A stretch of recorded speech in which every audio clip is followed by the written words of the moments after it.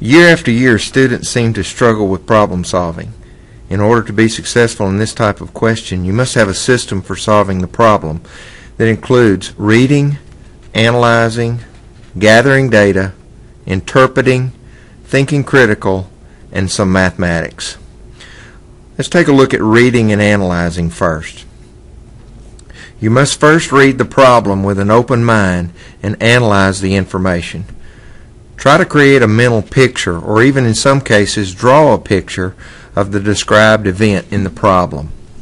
So let's take an example problem. If you'll look in your textbook, in Group B, number 2, page 24, let's consider the problem, what is the density of iron if 5.0 cubic centimeters has a mass of 39.5 grams? So after reading the problem, we must analyze and then gather the data from the problem.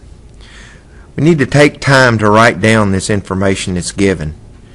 Be sure to include both the value and the magnitude that includes the unit and what the measurement represents. Also include what you're trying to find. So in this particular case, we're going to literally write given, and in that given information we're going to reread the problem and we're going to establish. It says, what is the density? So I'm literally going to write down density and put a question mark, clearly defining what it is we're trying to find. The next thing that we see in the problem is that the volume is given. The magnitude of the volume is 5.0 cubic centimeters. And then finally in the problem it says that the mass is 39.5 grams. Now, at this particular stage we've gathered the information. We know what we're trying to find. We've gathered the magnitude that included the units of the volume and the mass. The next step would involve the critical thinking stage. Review your list of formulas and choose a formula based on the given data. Write down that formula on paper. So again, literally we're going to write formula, and from the list of formulas given in the chapter 1, we'll see that there is in fact a formula that will solve for density based on what we're trying to find, and that formula is mass divided by volume.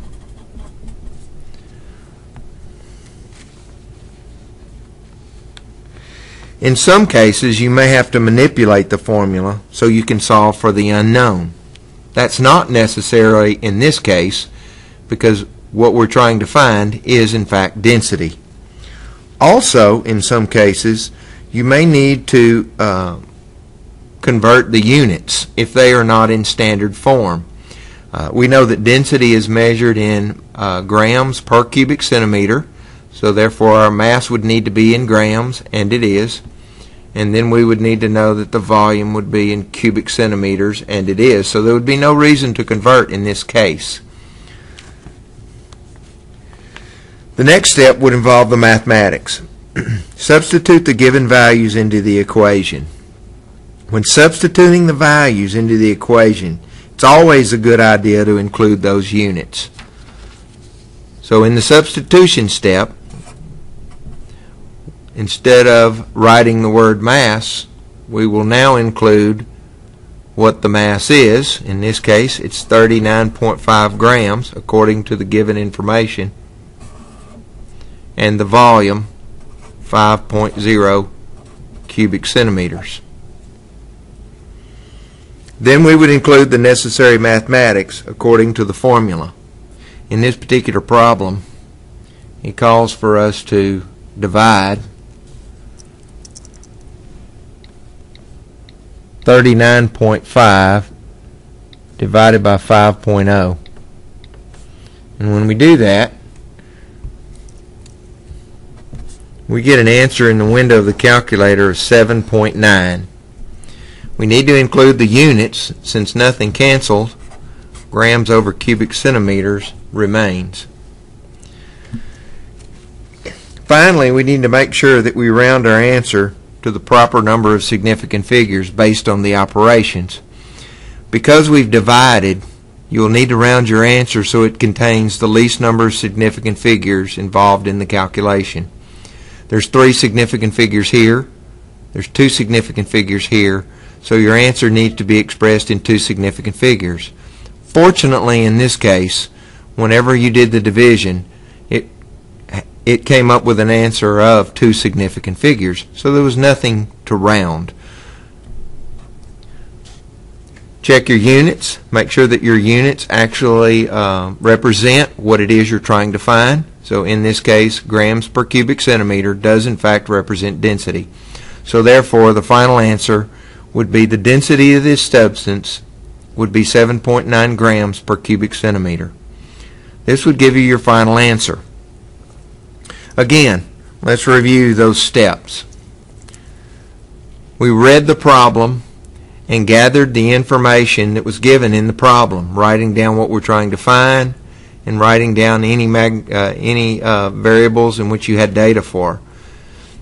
Then critically, we looked at the given information and we determined a formula that we could use to solve for the unknown.